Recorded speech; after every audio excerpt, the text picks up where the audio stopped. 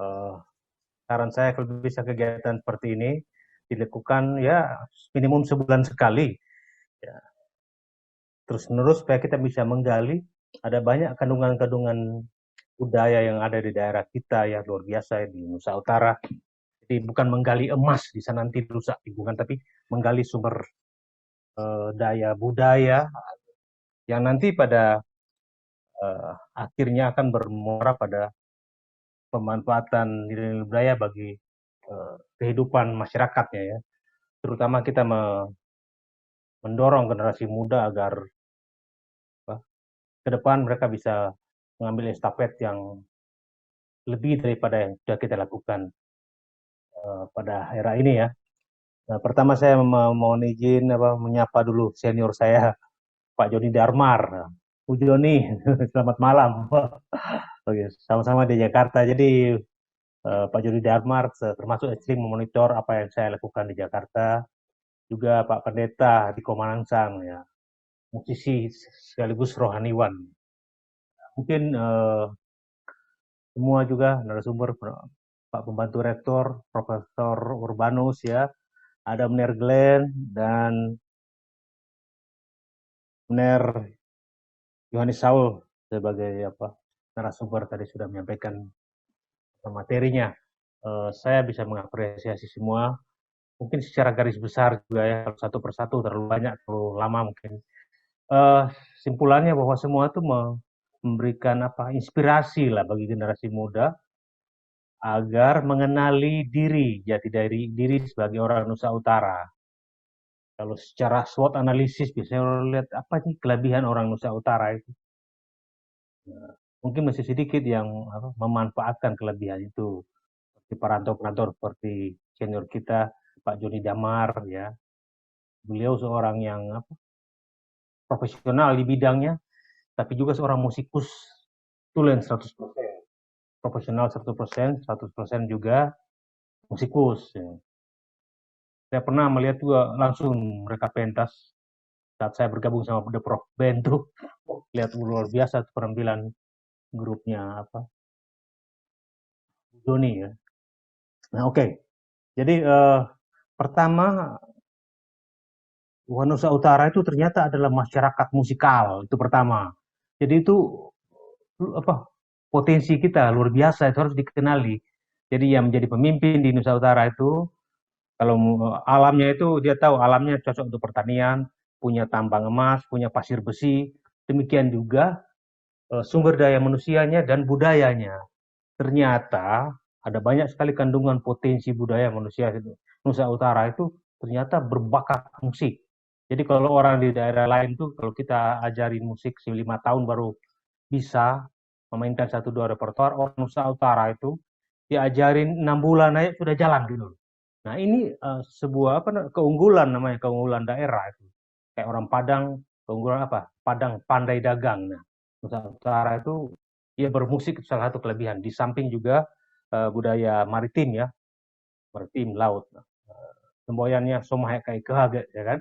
Orang Nusa Utara itu paling senang kalau ada masalah, ada tantangan gitu. Lalu dia mencari solusi untuk mengatasi masalah. Bukan lari dari masalah. Tentu Sarintio kan. Itu jadi itu semangat itu yang ingin disampaikan semua narasumber tadi. Karena ada banyak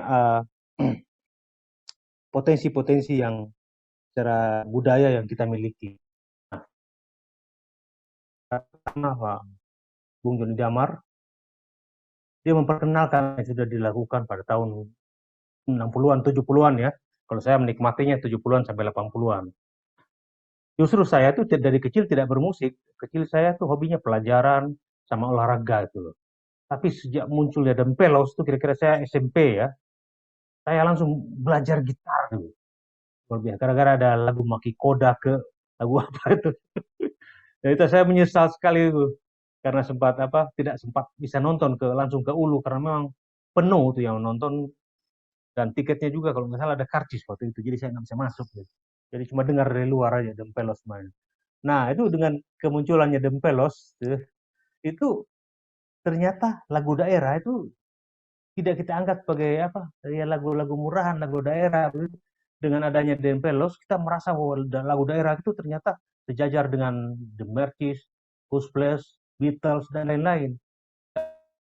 Gitu. Nah, jadi pesan yang ini ingin disampaikan oleh pembicara pertama, Bung Joni Damar, bahwa eh, potensi musikal dari daerah kita, ide musikalnya itu sudah luar biasa, tapi harus kita bisa mengemas dengan baik, packing, secara aransemen yang luar biasa, baru dia memiliki apa daya kompetitif gitu. Jadi buat generasi muda berusaha bagaimana membuat apa aransemen yang baik terhadap lagu-lagu daerah di samping yang nanti menciptakan sendiri agar lagunya itu sejajar dengan kesenian-kesenian yang ada di dunia ini itu. Caranya itu bukan cara apa contohnya lagu daerah itu aransemen digunakan musiknya heavy metal, Van Halen atau apa Metallica, bukan seperti itu. Nah, Dempelos, Bung Joni Damar mereka melakukan aransemen terhadap lagu daerah tapi tidak menghilangkan roh atau apa ya kekasan dari lagu daerah itu sendiri. Jadi mempertegas tapi mempertajam dari lagu daerah, bukan menghilangkan gitu. Kalau saya aransemen lagu daerah dengan pendekatan apa dikasih kontrapong atau mirip Queen ya agak rusak juga daerahnya. Eh, Originalitas sama estetika dari daerahnya tuh hilang gitu. Tapi Dempelos menghadirkan hal yang sebaliknya gitu loh. Lagu original keluar tapi dikemas dengan baik pada tahun itu.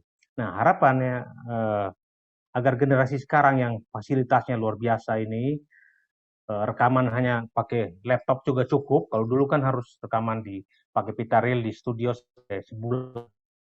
Saya mengalami itu rekaman di Musika, di Jin Studio. Wah, bulan nggak tidur-tidur rekaman, diulangi dari awal lagi. Nah, sekarang ini sudah punya apa? Banyak software-software yang kita bisa rekaman sendiri. Sudah sekarang menjadi produser. Jadi generasi dulu tuh produser sendiri, direkturnya sendiri, operatornya sendiri. Kalau sekarang ini komposernya kita, arrangernya kita, produsernya kita, apalagi grafisnya kita semua, kita termasuk marketingnya kita bisa dilakukan seseorang kalau kita mengikuti apa namanya pengetahuan digital music gitu ya. Nah, jadi itu kira-kira kalau Bung Joni mereka sudah lakukan pada tahun 70-an seperti itu dan Pelos dengan volume 1 sampai berapa itu. Nah, generasi sekarang harus bisa mengambil spirit itu untuk melakukan kemasan musik kita jauh lebih baik. Apalagi sekarang ini sudah ada royalti ya, ada apa namanya insentif lebih dibanding dulu. Jadi saya kira itu bisa dimanfaatkan.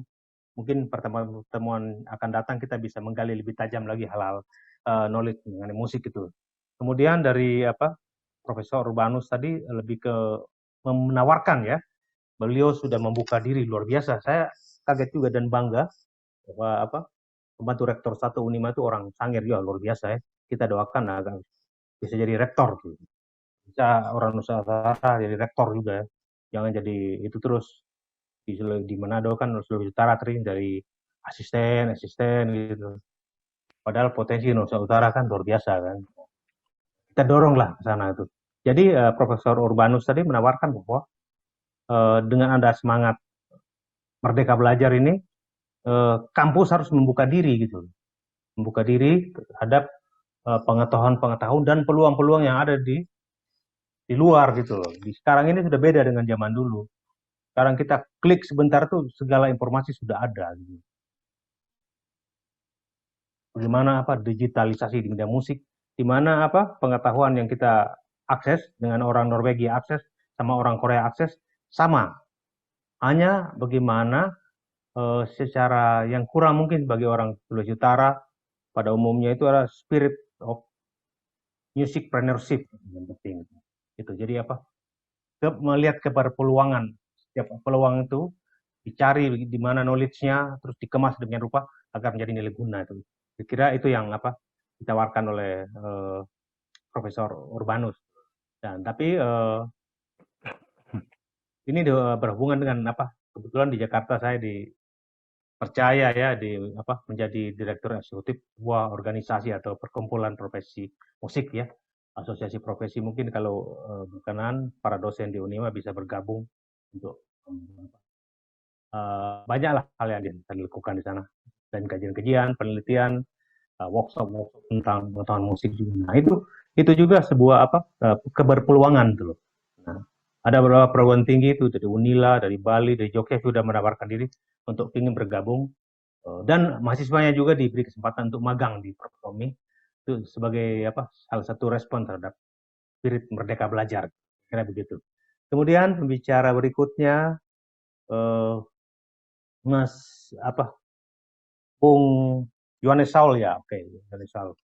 Beliau saya lihat mencoba menghubungkan antara pengalaman estetis bagi seorang seni rupa ya, seni lukis dengan musik. Ternyata respon terhadap pengalaman estetis itu sama aja, hanya berbeda medium. Kalau seni lukis mediumnya kanvas, musik itu nada, irama, ritmik dan lain-lain tuh. Nah, beliau melihat ada hubungan tuh. Memang banyak teman-teman pencipta lagu yang lain juga latar belakangnya seni rupa tuh banyak. Contohnya Sam Bimbo itu kan yang produktif itu, mereka itu bukan seni musik tapi seni rupa di ITB. Tapi sangat produktif, dan banyak juga teman-teman lainnya dari seni rupa, bahkan arsitek juga rajin menciptakan musik. Sebab memang ada hubungan antara struktur musik dan struktur-struktur seni dan bangunan-bangunan yang lain itu. Hanya memang untuk mempercepat kita butuh pengetahuan khusus. Dari dalam musik itu ada yang namanya komposisi. Nah, melihat perkembangan budaya pop yang luar biasa sekarang, mungkin yang penting harus dilakukan dalam pembelajaran di kuliah di kampus adalah tidak sekedar komposisi sebagai musik seni yang besar-besar itu, tapi tentang songwriting ya, songwriter, bagaimana membuat lagu gitu. Membuat lagu itu penting itu. Jadi bagaimana seorang insan musik apapun menjadi lagu gitu. Sendok jatuh menjadi lagu. Jadi kebiasaan-kebiasaan seperti itu diulang terus-menerus agar produktif. Khusus untuk orang Nusa Utara yang punya potensi masyarakat yang musikal tadi,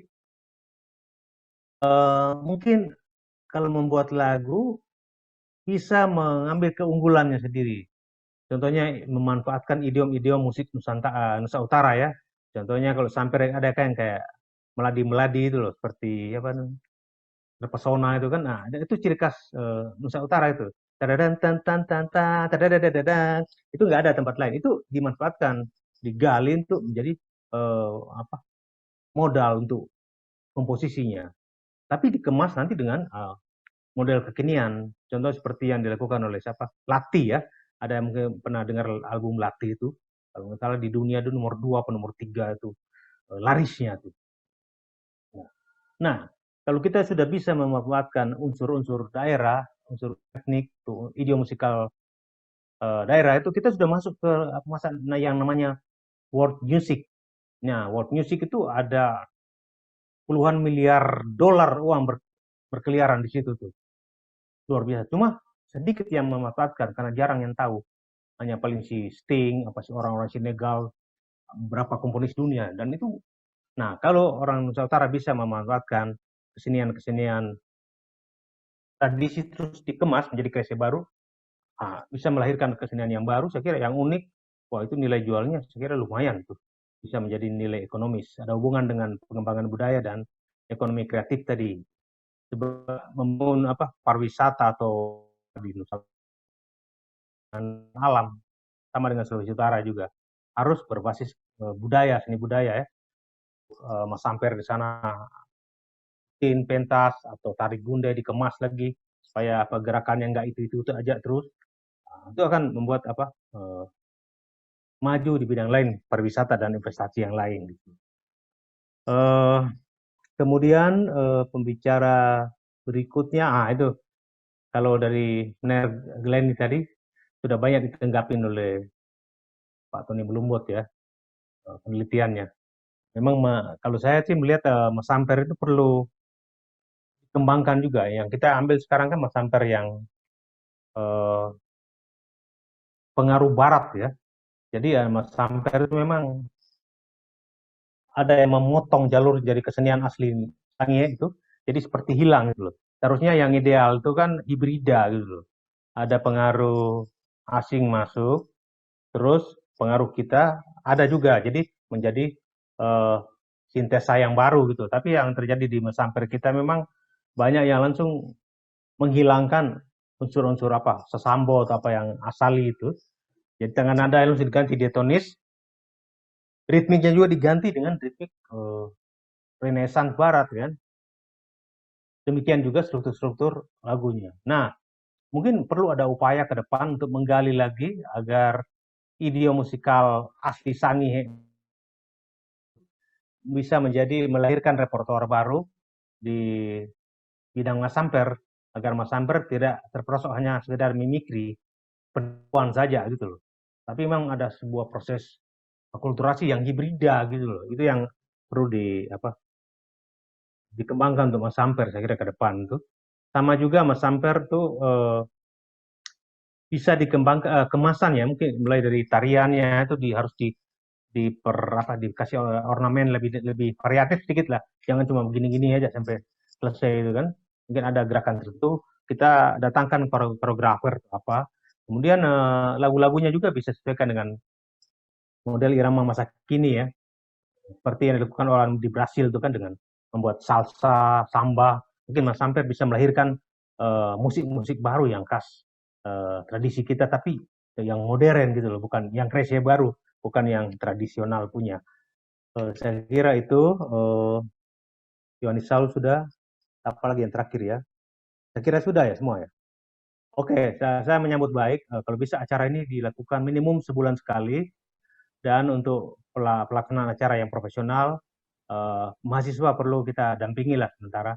Saya siap menjadi konsultan untuk acara webinar kalau para mahasiswa ingin bertanya gimana seharusnya melakukan acara ini. Seharusnya acara ini pada malam ini yang ikut tuh ratusan loh, tapi mungkin publikasinya kurang efektif. Jadi ya itu saya kira ke depan bisa kita perbaiki, kita kasih apresiasi dan sekaligus ke depan harus ada narasumber milenial ya, jangan kolonial semua itu. Jadi ada kadang-kadang dunia jadi Ya, benar generasi sekali. ini beda. Setuju, Oke, setuju, saya setuju. kira sementara ini saya terima kasih pada semua. Ini malam ini reuni yang baik untuk para senior-senior yang ada di sini. Terima kasih.